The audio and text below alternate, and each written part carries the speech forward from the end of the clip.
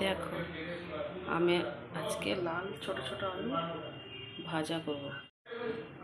গ্যাসেতে একটা কড়াই বসিয়ে দিয়েছি, ওর মধ্যে ছোট ছোট আলুগুলো দিয়ে দেবো। স্বাদ মতো নুন, একটু হলুদ গুঁড়ো,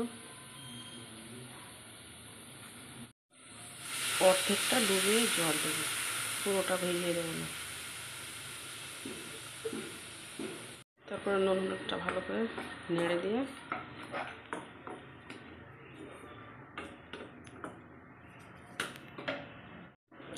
ঢাকা দিয়ে সেদ্ধ হতে দেবো। এখন সেদ্ধ হোক 5 মিনিট।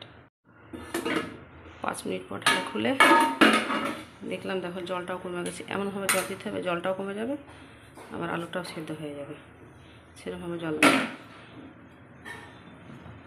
এই দেখো আলু সেদ্ধ হয়ে গেছে আর জলটাও শুষে নিয়েছে, লেগেও যায়নি। তারপরে এটাকে নামিয়ে নেব, অন্য একটা তাওয়া বসিয়ে দেবো।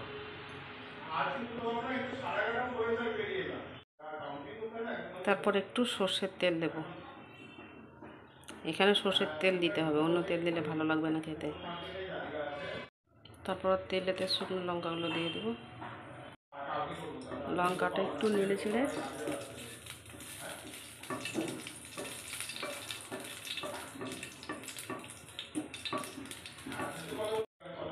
চলো পেঁয়াজটা দিয়ে দেবো। নেড়ে ছেড়ে বাদামি বাদামি করে ভেজে নেবো।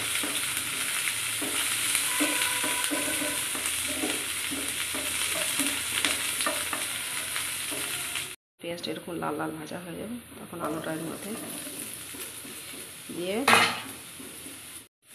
নাড়তে থাকবো যতক্ষণ না এটা একটু পোড়া পোড়া হয়, আর না যতক্ষণ খোসাটা চুপসে চুপসে যায় ততক্ষণ এটা ভাজতে থাকবো।